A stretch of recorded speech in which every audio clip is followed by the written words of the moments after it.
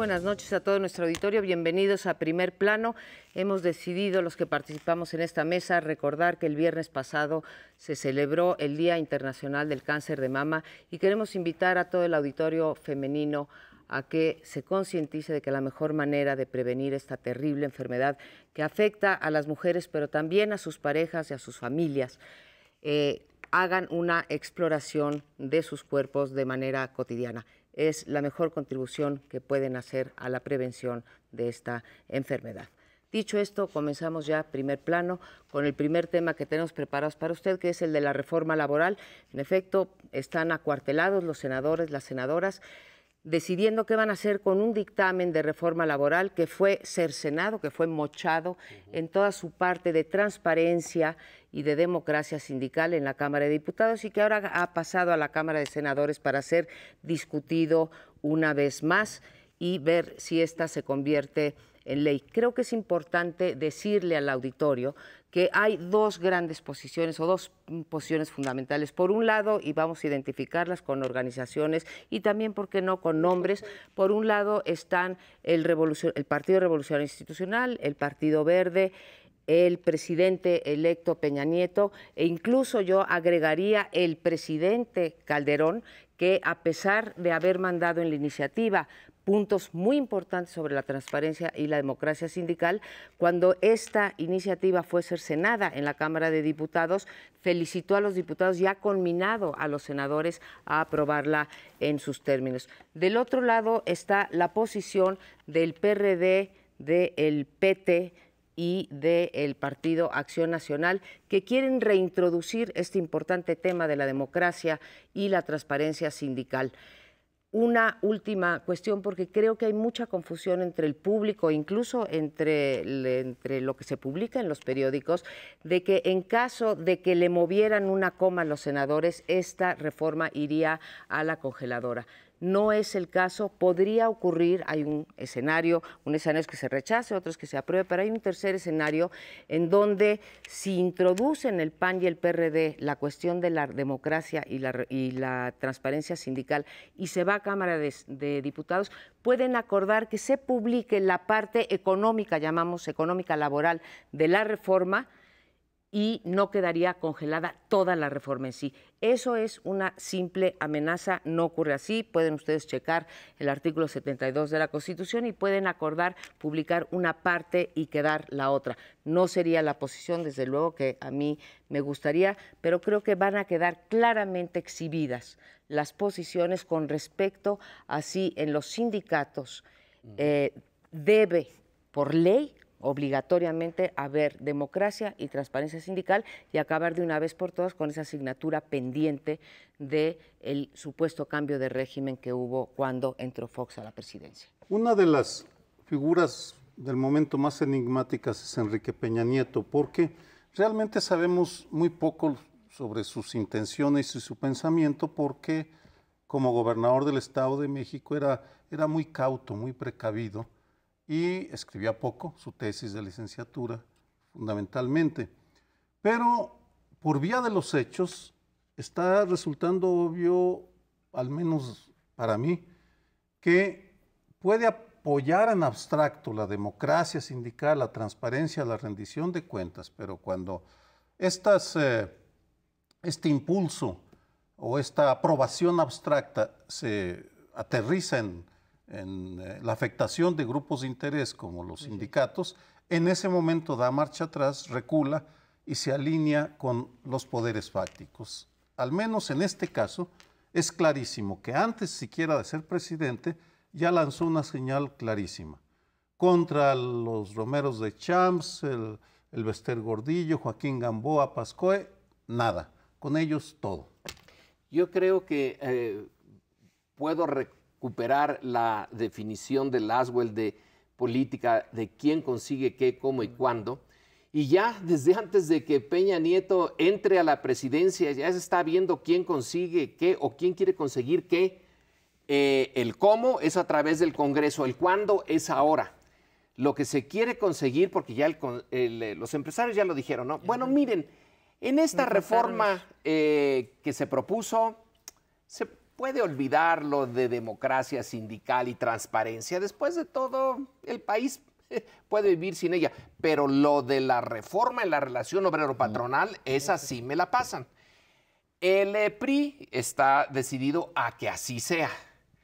El PRD dice no, ni la una ni la otra. Tengo objeciones en los dos puntos, por lo que se refiere a los sindicatos y por lo que se refiere a la relación obrero-patronal. Entonces, la última palabra está en este momento en el PAN. ¿Qué es lo que el PAN realmente va a hacer? Su presidente y líder máximo, Calderón, les manda una reforma con todas las dos partes, lo de obreros y patrones y lo de sindicatos. Luego, pareciera, como dices tú, María Amparo, que Felipe Calderón dice, bueno, esto de la transparencia sindical a mí tampoco se me hace muy urgente. El PAN como partido ya en la Cámara de Diputados lo pasó, entonces nada más queda la de senadores.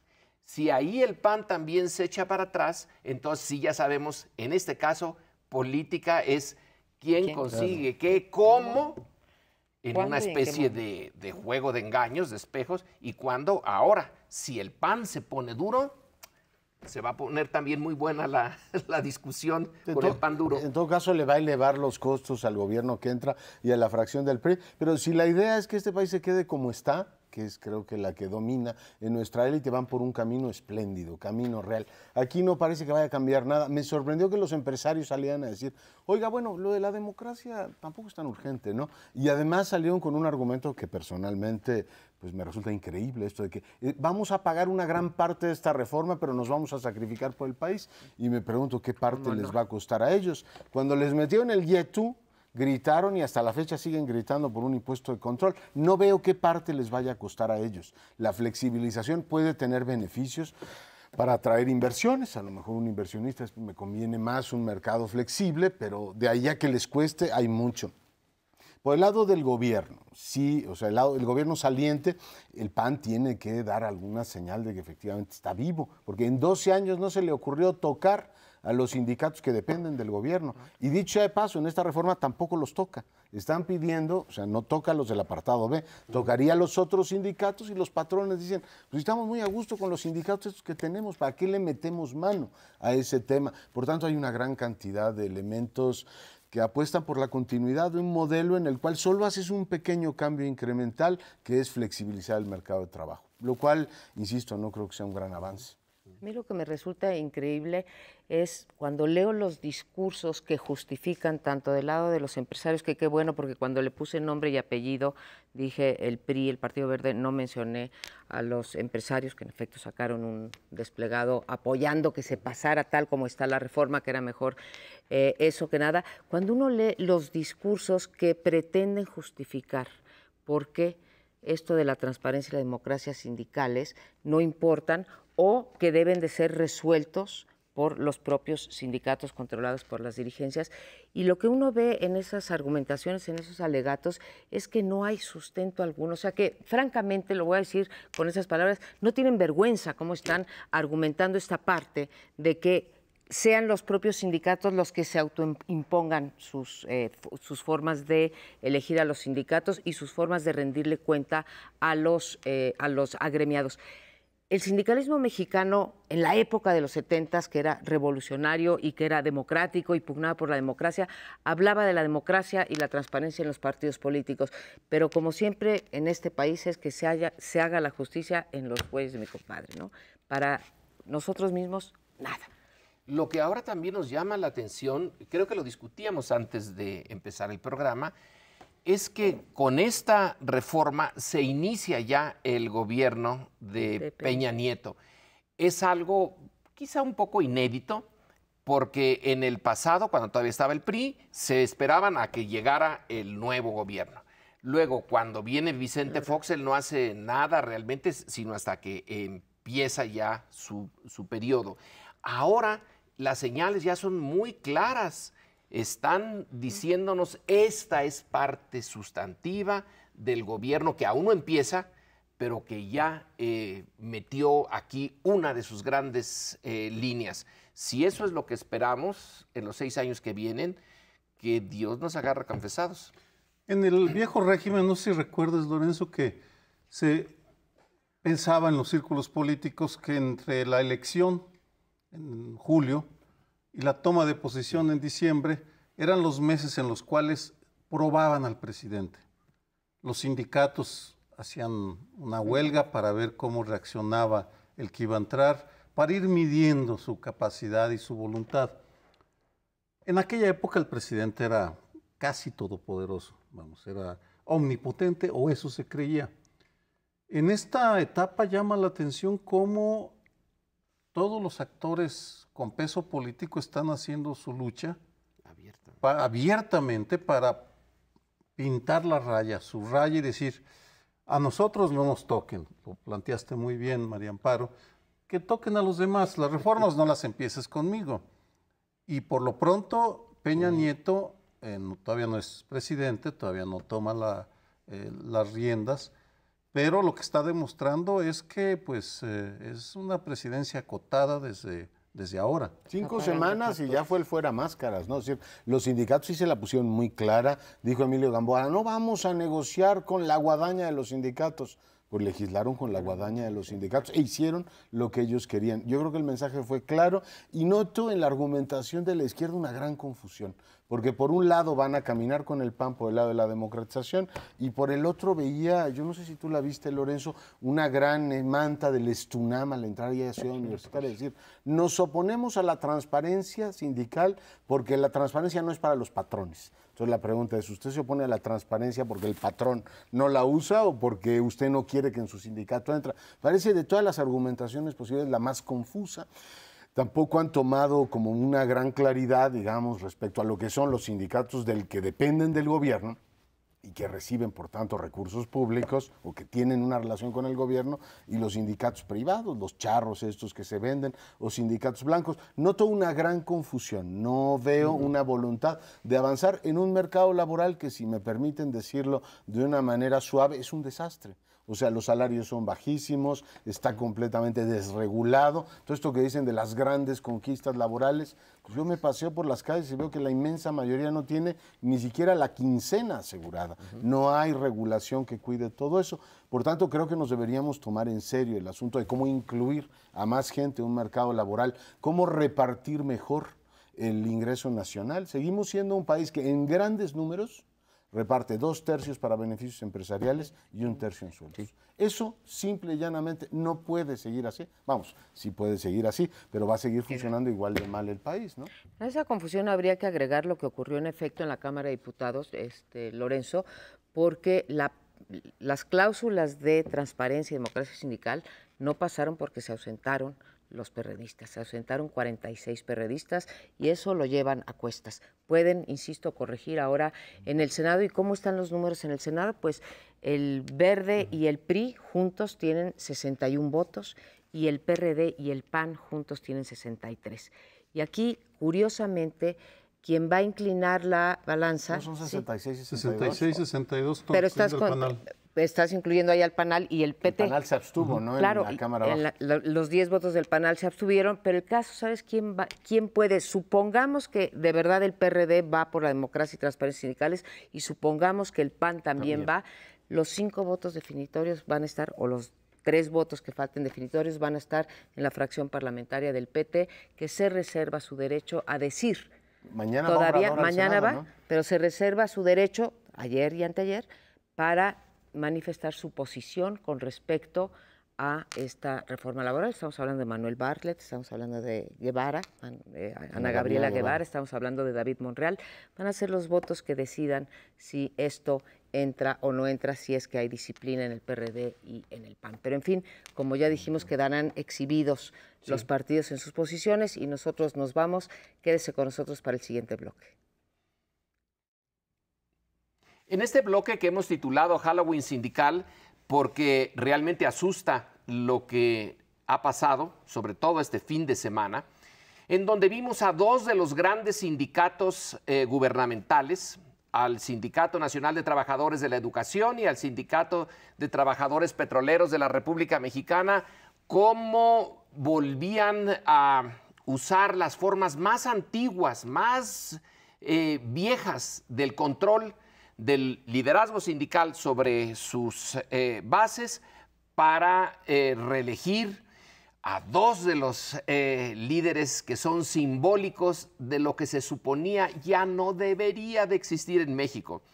Este sindicato que controla a sus bases en vez de que las bases controlen a sus líderes, y por las vías que se dicen democráticas, pero vea usted, el sindicato petrolero a mano alzada votó que Romero de Champs siguiera hasta 2018.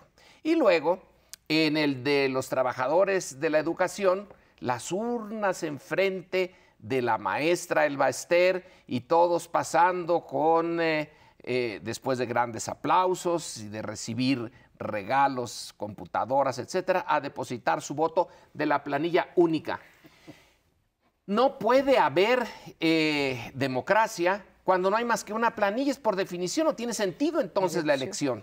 Eso es lo que vamos a discutir ahorita. Pero hubo 20 y tantas abstenciones, ¿no? En el caso del CENTE, qué bueno que nos lo recuerdas. Pluralismo fuerte. No, sí, efectivamente lo llamas bien Halloween. Tiene algo de espántico todo lo que oímos y además el tono en el que se dijo, desde no soy sirvienta de nadie hasta el discurso que pues parecía así como de infarto, ¿no? De la propia profesora Elba Ester Gordillo. Hay quien reconocerle pues una habilidad extraordinaria para decirle a Peña, usted y yo vamos a quedarnos aquí hasta el 18 de momento. No somos perpetuos, pero yo voy a quedarme aquí. Y consigue, por carambolas, digamos, sucesivas, pero no deja de ser astuta la mujer, que sus opositores, o sea, la CENTE, se dedique en Michoacán a pelearse contra la computación y el inglés, mientras ella quedaba en Cancún, literalmente como la señora perpetua. Es decir, ni siquiera le fueron a hacer ruido allá. Y por otro lado ha conseguido al interior del gremio plantear algo tan tremendamente eficaz, al parecer, como que Televisa se quiere meter en el tema educativo y, por tanto, ella tiene que defender eso. Entonces, el argumento es, o yo Televisa, o yo la CENTE, con lo cual cohesiona internamente a un sindicato y, bueno, pues queda efectivamente 6 años más. Hoy leía en un trascendido de un famoso periódico que en una tienda de bolsas elegantísima de aquí de Polanco están de plácemes, porque dicen, por lo menos 6 años más tenemos a nuestra clienta, ¿no? Yo lo que... Adelante, Sergio. ¿Hasta qué punto es astucia y no estamos ante un ejemplo de una arrogancia que linda lo irracional? Porque mientras Romero de Champs fue relativamente discreto, su sonrisa de esfinge que no se le quita bajo ninguna circunstancia, Elba Ester Gordillo durante los últimos días se ha dedicado a provocar a la sociedad, a increpar a los poderes fácticos, Televisa, por ejemplo, a todo mundo, porque mira, revisemos, la forma como lo haces en Cancún y se los lleva en avión, les regala la computadora, hace gala de ese control que le permite tratar como niños a los maestros y maestras, a los cuales después de votar les dice, bueno, antes de votar les prohíbe que beban alcohol. Sí. Después de que votan, les dice, ahora sí, muchachos, váyanse a la playa, se la han ganado. Sí. Pero al mismo tiempo, en estos últimos días, anuncia que van a crear una ciudad de la innovación en Coajimalpa, en donde, además de ser una escuela de cuadros sindicales, va a donar parte de su obra de arte, coleccionada a lo largo del tiempo, que incluye 4 Diego Riveras. Es decir, más ostentación de riqueza a una profesora que gana 24 o 25 mil pesos al mes, más cinismo. Me parece que hay pocos ejemplos de tanto cinismo. Tal vez Gonzalo N. Santos podría ser equiparable, sí, aunque Gonzalo N. Santos presumía de que los mandaba a matar. Ella nada más habla de su riqueza y su poder. Y vivía en los años 50, Gonzalo N. Santos, ¿no? Ya creo que han pasado más de 50 años desde entonces, 60 años desde entonces, y parece que se pueden permitir ciertos políticos, se pueden dar esas licencias. Yo lo que vi en el acto, desde el momento en el que se hace, porque este Congreso estaba programado para hace meses atrás, ¿sí? Pero había que hacerlo en este momento para retar al que viene, al presidente electo, al que va a regir los destinos de este país a partir del 1 de diciembre. Entonces va una advertencia. Yo lo que vi fue un conjunto de advertencias y un conjunto de burlas. Las burlas las han comentado algunas ustedes.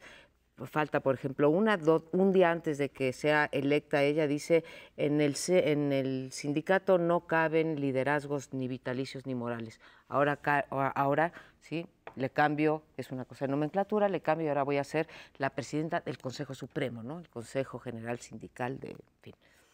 Entonces se perpetúa otros 6 años más, porque era de 4 años el periodo, ahora va a ser de 6 años más para juntar 29 y juntarlo, en efecto, con Peña. Entonces son esa serie de burlas. Y por otro lado, una serie de advertencias. A ver, señores, ustedes sigan discutiendo su reforma laboral.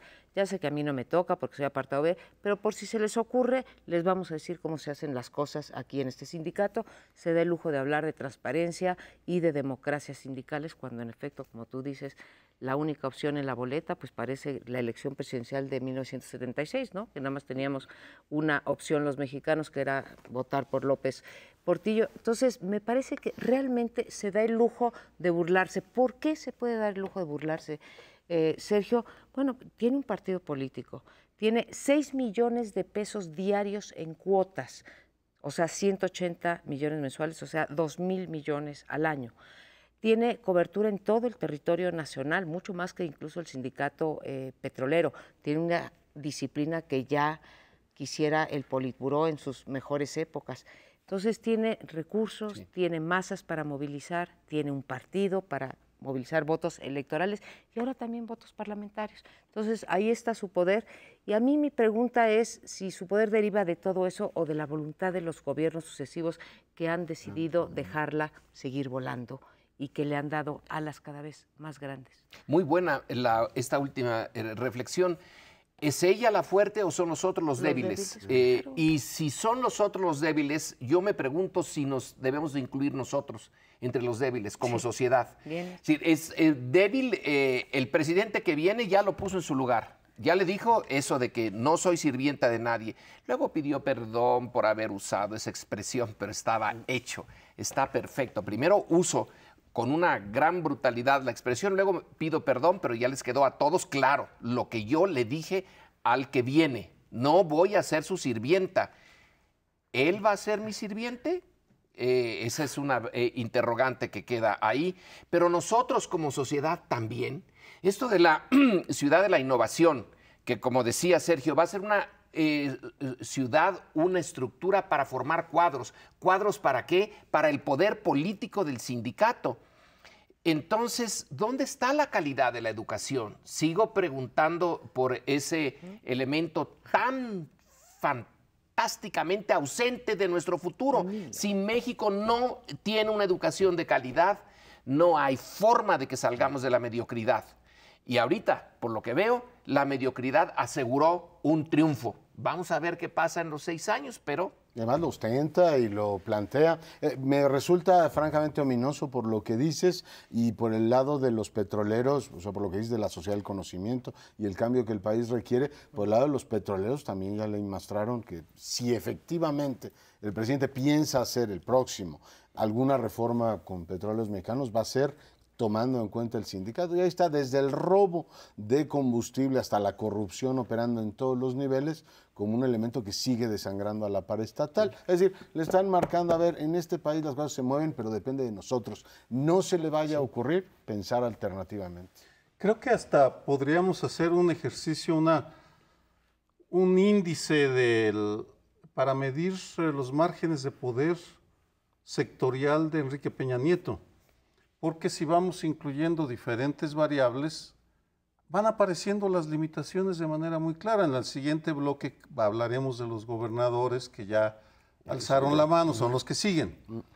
Pero podemos seguir incluyendo Televisa, cada uno está pintando su raya. ¿Y cuál es el espacio que le queda entonces a Enrique Peña Nieto?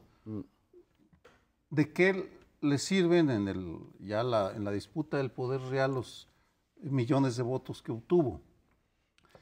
¿Qué significan los millones de votos? O vamos, ¿Por qué está tan disociada la democracia electoral, que es una forma de entregar poder, de la disputa real por el poder? Me parece que esas son preguntas que tienen que ver con el futuro de México. Yo aventuro una respuesta a tu magnífica pregunta. ¿Qué espacios le quedan? Pues todos los que él quiera ocupar. ¿Tú crees? Sí. O sea, yo querría ver a un presidente de la República como si estuviéramos hablando de un gobernador en su territorio, en fin, o de un legislador que llega con el voto popular y que entonces se pone a trabajar por los intereses del ciudadano, que aunque suene ya idealista, cursi y todo lo demás, yo creo que los presidentes desde hace mucho tiempo en este país han decidido no ocupar los espacios de autoridad que les corresponden. El señor, en efecto, llegó con el apoyo de la CTM, como recordaban ustedes hace un momento, o del Bester Gordillo del CENTE, o de las televisoras, etcétera. Pero tú eres el presidente de la República y llegaste con esos que fueron 19 millones de votos, te sientas a la silla, muchas gracias señores, pero yo no tengo por qué pagar facturas. Hoy en día soy el presidente de todos los mexicanos, sí, y sí voy a concertar, voy a hacer compromisos, no puede uno llegar a nada más crear conflictos. Yo pienso que el sindicato petrolero es parte de la reforma petrolera, el sindicato del trabajo de los trabajadores de la educación es parte de la reforma educativa, pero señor, aquí manda el Congreso por una parte, el Poder Judicial por otra y yo por la otra. Ya es momento de ocupar esos espacios, porque hemos oído sexenio tras sexenio, Sergio, pero hemos oído sexenio tras sexenio. No puedo abrir 4 frentes, nada más voy a abrir este. Pero la primera señal importante era la reforma laboral. ¿Sí? A ver, ¿para dónde vamos? O sea, ¿qué señal le manda usted desde el poder a esta gente? Y la señal fue democracia dentro de su autonomía. Voy a doblar las manos. Bueno, pues esa es la señal. Pero ¿qué espacios los que quiera ocupar? María Amparo, tú dices, tiene todos estos millones de votos. Si hacemos caso de un estudio con cierto cuidado de dónde fueron esos votos, resulta que Enrique Peña Nieto recibió básicamente sus votos de los sectores más pobres de la sociedad. No la izquierda, La izquierda no lo recibió de allí, lo recibió Peña Nieto. Sí. Son los sectores más controlables. Son los sectores que tienen en la vida cotidiana, una vez que terminan de depositar su voto, son los que menos posibilidades tienen de influir sobre a dónde va a ir realmente el proceso político. Correcto. Entonces, su voto duro es el que menos influencia tiene en lo cotidiano de la política. Pues estamos amolados porque es ese más, no dijimos que también todos los sindicatos que votaron por él y todos los... Más hay cuestiones culturales que tienen que vencer, ¿no? Bueno, sí. Pero no solo es poder, es también mandar un mensaje. Pero no nos podemos seguir tragando esto de que no puedo. Diferente. No puedo porque me apoyó el centro, no puedo porque me apoyó la televisora. Nos va a dar para mucho en los 6 años que vienen. Espéranos. Ya lo anunciaba Sergio Aguayo en el bloque anterior, el siguiente round que tiene Peña Nieto es la relación con los gobernadores. ¿Qué tipo de relación? Yo creo que es una pregunta que a muchos nos intriga. ¿Va a establecer el nuevo presidente con los gobernadores? En estos 12 años de gobiernos panistas, que coinciden con la dispersión del poder en la estructura territorial, han gozado los gobernadores de un poder extraordinario. En algunas ocasiones lo han utilizado para proyectarse como figuras nacionales y han tratado de hacer la política local como una plataforma, digamos, legítima para promoverse. El caso de los jefes de gobierno de la Ciudad de México. Y hay otros que han pues amasado fortunas y espacios para reforzar su poder, como un feudalismo, lo han llamado algunos. El tema es cómo se va a relacionar con los gobernadores el gobierno federal en 2 temas que son sustantivos. Uno, el de seguridad pública, que sigue siendo un enigma. ¿Qué va a hacer Peña Nieto con el tema? Están a 5 semanas de asumir el gobierno y todavía no sabemos, salvo que hay un asesor colombiano, cómo va a atender ese tema. Y hay, ustedes lo conocen muy bien, en la relación entre niveles de gobierno, un asunto fundamental para que opere el Sistema Nacional de Seguridad Pública. Finalmente somos una federación y para que este país empiece a caminar más o menos bien en esos temas, se deben alinear las capacidades del Estado. Esa es una. Y la otra son los dineros. Está la ley de contabilidad gubernamental que están ahora discutiendo los diputados, que es ponerle más controles a los gobiernos locales. Algunos dicen que tiene una óptica centralista muy fuerte, que el gobierno federal va a tener capacidades para ponerlos en orden. No sorprende después de lo de Coahuila, después de Michoacán con los niveles de deuda, pero el otro es quién va a gastar y cuánto, tanto en infraestructura como en otros temas en donde se ha gastado cantidades de dinero enorme en este país.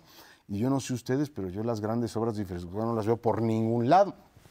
Me pasa como con los árboles de ProArbol, que dice que hay millones y no los veo por ningún lado. El tema es si el Estado si el gobierno de Peña Nieto va a volver a centralizar todos esos recursos, va a decir, a ver, señores, aquí manda el presidente de la República y señores gobernadores, la lógica es que ustedes me tienen que ayudar a mí y no una relación de iguales. En fin, creo que ahí hay dos temas interesantes y habrá que ver cuáles son las primeras señales. Eres muy descreído. ¿Por qué? ¿Cómo que no están los árboles en las praderas celestiales? Por supuesto, ahí están. Bueno, me los enseñas cuando haga el programa, Cuando acabe para el empezar a creer. Es que murieron los arbolitos y entonces están en el cielo. Oye, ¿y los miles de kilómetros de carretera también están allá? Ah, esa es otra historia que es confidencial, eso no te lo puedo decir Aquí al aire. Bueno, la idea de que los gobernadores han ido adquiriendo independencia viene del final del priato, ¿no? Sí. A Salinas no se le fueron ningún gobernador, destituyó o bueno, hizo que pidieran licencia, que se enfermaran, etcétera, pero Zedillo ya no pudo. A Zedillo se le reveló madrazo. Y le dijo, a mí de Tabasco no me sacan, haya sido como haya sido mi elección, que estuvo totalmente dudosa, no lo sacaron.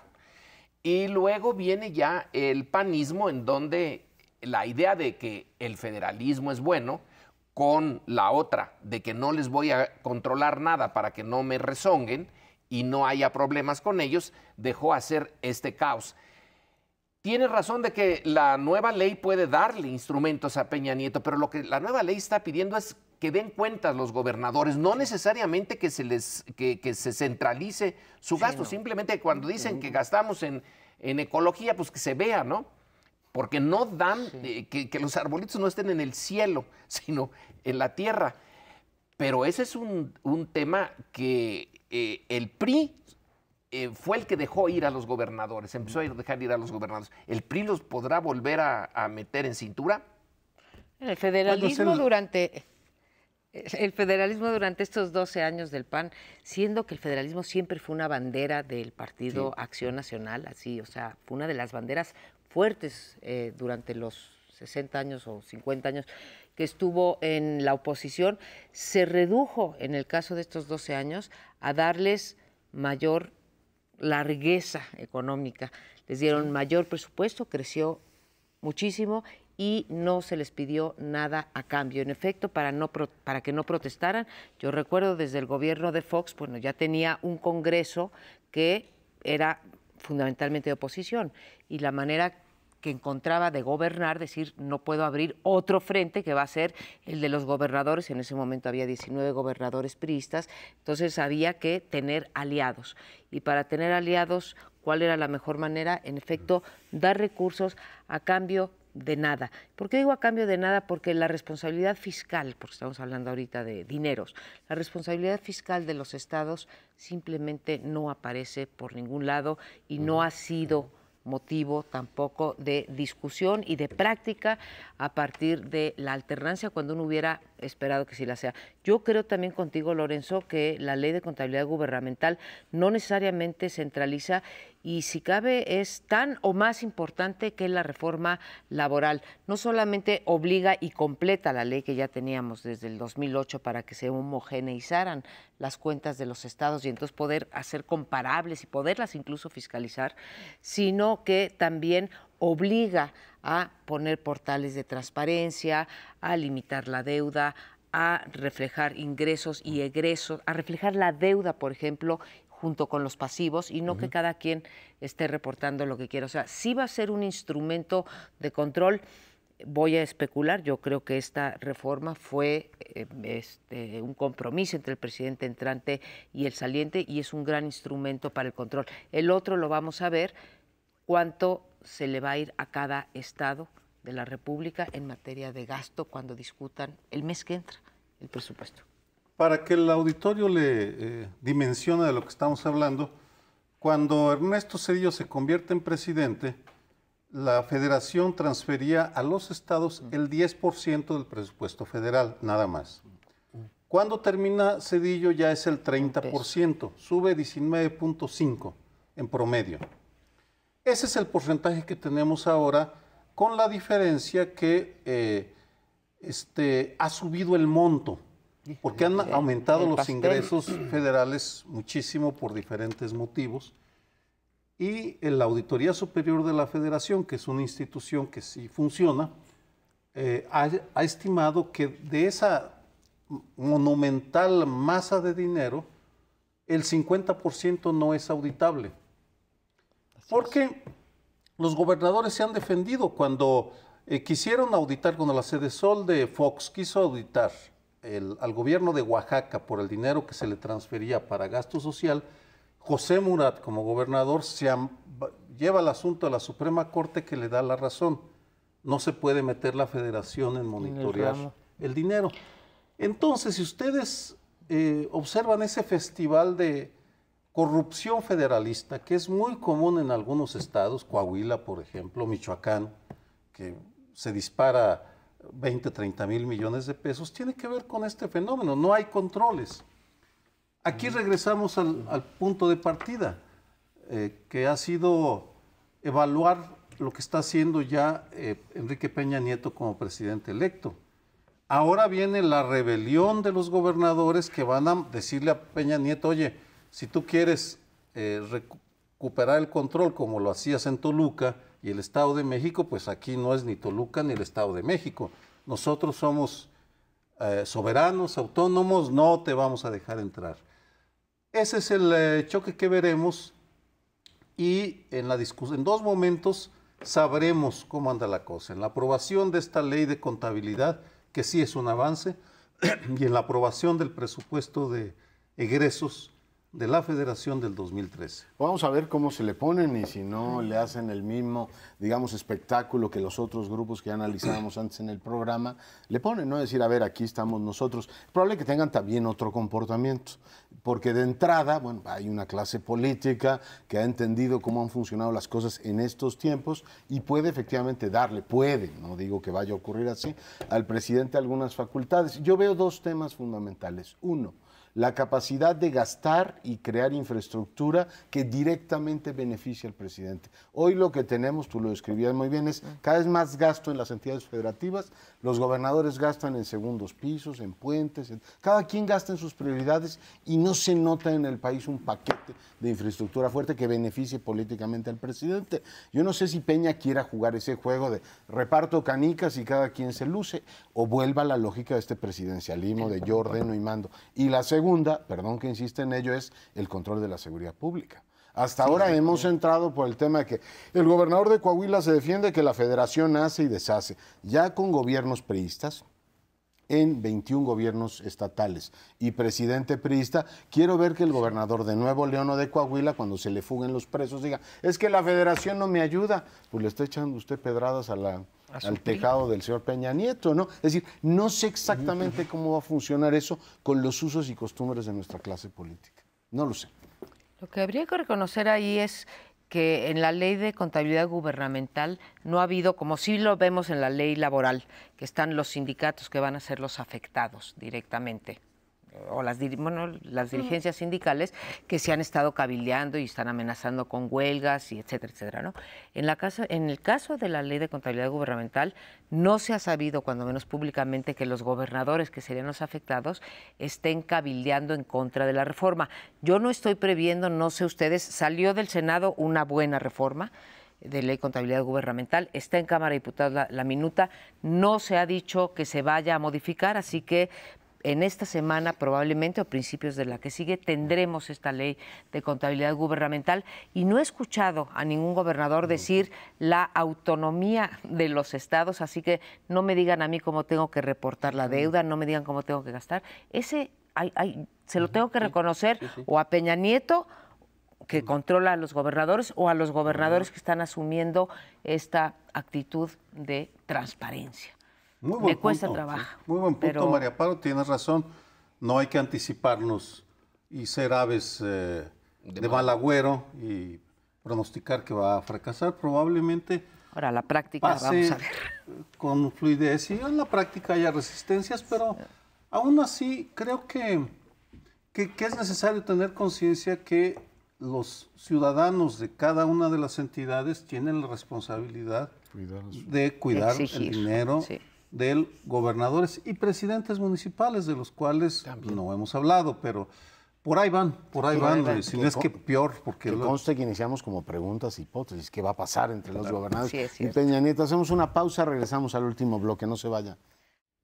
Leonardo Curcio reflexionaba en el intermedio de la forma tan misteriosa como algunos temas están ahí, pero no levantan y de repente explotan como bola de nieve, porque el asunto que vamos a tratar ya tenía meses. Ya habían salido varias columnas. En marzo José Sarucán, el exrector, se había inconformado, porque resulta que en el 2010 el embajador de Azerbaiyán, un país asiático que formó parte de la Unión Soviética, muy rico en petróleo y gas, se acercó al gobierno del Distrito Federal a proponer que ubicaran una estatua de su líder, un gran líder político, el padre de la independencia, un tal Aliyev. El gobierno del Distrito Federal empezó a negociar y obtuvo un donativo de 65 millones de pesos, a cambio de lo cual se remodeló una plaza en el centro histórico de la Ciudad de México y una parte del Parque de Chapultepec. Todo estaba razonablemente tranquilo, un gobierno extranjero que da dinero para remodelar una parte de la ciudad, todo bien, pero el Consejo Rector Ciudadano del Bosque de Chapultepec investigó ya desde el año pasado, desde noviembre del 2011, le dijo al gobierno del Distrito Federal que tal Aliyev fue un dictador, muerto en el 2003, que le hereda a su hijo, también Aliyev, el poder. Y el hijo, según todos los informes de derechos humanos que he consultado, pues se las trae. Es represor, corrupto, castigan a los periodistas, controla la televisión, medio parecido a México en algunas épocas. Entonces, el escándalo está creciendo porque como un gobierno de izquierda que se presenta como abanderado de los derechos humanos, llega a ese tipo de tratos poco correctos con un gobierno dictatorial de Asia, que pues ahora tiene su plazota. Y por cierto, la estatua está bastante fea, está en Paseo de la Reforma, muy cerca del Museo Tamayo, en la calle entre Gandhi y Mariano Escobedo. Si alguna vez pasan y lo ven, no se sorprenda, está muy grandota, fea.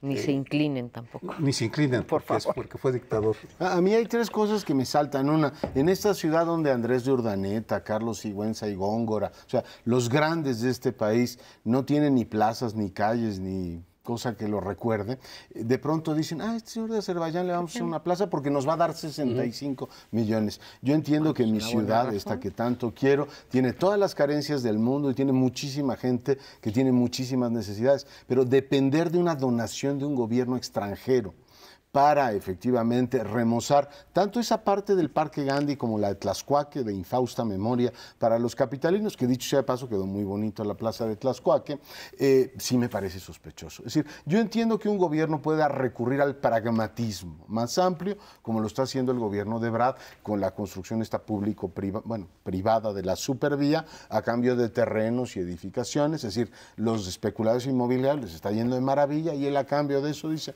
edifiquen infraestructura urbana, o sea, la supervía y hagamos negocio todos. Pero que se haga negocio con la estética de la ciudad, con la memoria de la propia ciudad. Finalmente, si algo significan las plazas y las calles, es la memoria de la ciudad y en este caso no tiene justificación, es un acto de pragmatismo extremo. Yo recuerdo que Andrés Layuz hace como, no sé, 2 meses fue el que inició la petición de ¿por qué razón, sobre qué bases le dieron esto? Y le negaron en primera instancia la cantidad de dinero que había donado. Ya cuando la presión de la opinión pública fue mayor, salió lo de 60 millones de dólares, ¿no? No, 6 millones de dólares, 65 efectivamente, millones de pesos. pero con presión. Y después Felipe Leal empezó a usar argumentos de que íbamos a entrar en un conflicto diplomático con Azerbaiyán. Yo creo que es un caso de pragmatismo extremo, de mal gusto y de una ausencia de visión de lo que debe ser el decorado de la ciudad. Me niego a creer, igual que sucede con la Mexicana, perdón, que el dinero de la ciudad no sirve para crear espacios públicos y que entonces tenemos que depender de que alguien nos dé dinero. En la Mexicana ha dicho el jefe de gobierno que no puede ser parque porque vale 2.500 millones de pesos. Espero que no empiece a razonar así con Chapultepec y diga, como está tan bonito y vale tanto, vamos a hacer unas lomas a lo bestia ahí. Es decir, el interés público ahí se está perdiendo. Están haciendo una especie de control, bueno, intentando hacer una especie de control de daños, porque en efecto, como dices tú, el arquitecto Leal, que es el titular de Sedubi, salió en un intento la semana pasada de trasladarle la bolita, echarle la culpa a Relaciones Exteriores y de que iba a crear Relaciones Exteriores un conflicto diplomático, cuando Relaciones Exteriores no tuvo nada que ver en la decisión tomada, ni con respecto al dinero, ni con respecto al personaje, ni con respecto al espacio público que se iba a rescatar. Fue una decisión, ahora sí, autónoma y libre del jefe de gobierno, y quien ha estado ahora de vocero pues ha sido el titular de la Sedubi, diciendo que, bueno, siquiera eso es una buena noticia, que va a formar una comisión, entiendo, con 3 personajes, que son Gabriel Guerra, Guillermo Sorno, que es el director de Gato Pardo, mucho el tema. Y el tercero, no me acuerdo, Gerardo Estrada, para que den una opinión, no sé si para que decidan qué se hace con esa estatua. Yo no me imagino a estos 3 personajes más que tomando una sola decisión, que es que se retire la estatua de una persona que se considera un dictador. Felipe Leal argumenta ignorancia para el Distrito Federal. Dices, bueno, no podemos, o sea, un gobierno no se puede dar el lujo de poner una estatua sin antes checar el mínimo expediente. Ya estamos en la época del internet, puede uno poner ahí a Leyev y entonces, o a Azerbaiyán, y ya entonces te sale toda la ficha biográfica. No me parece una justificación. Así que cuando tú no te explicas, sí, porque eso, pues sí, creo que la única explicación, como decía el clásico, cuando no hay explicación, es monetario. Yo propongo que este tema nos lleve a otro, quizá no en este momento, pero que sí es importante, y que haya una comisión que revise estatuas y nombres de calles. Yo me niego a aceptar que sea natural que exista una avenida Díaz Ordaz, una colonia Díaz Ordaz, otra Luis Echeverría. La única vez que se hizo justicia realmente a quien había puesto una estatua enorme, la Leyev de nosotros, que fue Miguel Alemán, y que la pusieron en CEU, fue alguien de la comunidad que decidió directamente volarla y desapareció ese monumento. ¿Estás incitando? Sí, estoy incitando. Ahora, que hagan una comisión, así una gran comisión. Yo creo que es una gran idea. Y, señores, ¿por qué se llama Díaz Ordaz? ¿Qué es lo que hizo? Vamos a ver qué es lo que estamos celebrando con estos nombres, porque cada uno de esos nombres tiene que celebrar algo que uno como ciudadano diga, caracoles, esto vale la pena recordarlo. Y si alguien, que es raro, en algún momento se le ocurre preguntar por qué una calle lleva tal nombre, porque aquí en México hay montones de calles y avenidas que la gente no tiene la menor idea de quién fue, pero que cuando a alguien se le ocurra, sepa que hizo una contribución extraordinaria a la ciencia, a la política, a la defensa de la ciudad, etcétera. Entonces, que esta pequeña comisión se haga grande, que el siguiente gobierno haga una comisión para estar viendo lo que los españoles hicieron y les costó. Todas las plazas del Caudillo y Avenida del Caudillo y Francisco Franco, etcétera, todavía está causando problemas en España porque hay algunos que quieren al Caudillo. Pero como quiera que sea, que nosotros, usando este incidente, que es relativamente menor, pero que es interesante, vayamos a esto. Vamos a acabar con calles Al mismo con flores tiempo, y frutas. bueno, se me hace secundo la idea. La moción. La moción, secundo la moción, compañero, compañero comentarista. Compañero Meyer. Pero siguiendo el razonamiento o la mención que hacía María Amparo, hay ahí un error, tengo que ser muy breve. Crean una comisión para que supervise los problemas de ciudadanos, supervise los problemas que el gobierno del DF tuvo con un Consejo Ciudadano Es Independiente. cierto, tienes toda la razón. Es decir, aquí Tienes toda la razón. se me hace absurdo porque o el Consejo Ciudadano, el Consejo Rector se llama del Bosque de Chapultepec, integrado por 7 personas distinguidas, muy conocidas, no hizo bien su trabajo, que lo digan y los quite, pero ellos se defienden y dicen, nosotros decimos nuestro trabajo. Ahora le ponen otra comisión independiente para mediar entre ellos. Lo que creo que está en el fondo es Un error. las limitaciones de la extremo, ¿no? Las limitaciones de la participación ciudadana, los quiere el gobernante Mancitos, cuando no lo son, hay problemas. Pero ya no hay tiempo, acabamos. Muchas gracias por acompañarnos esta noche. Hasta el próximo lunes.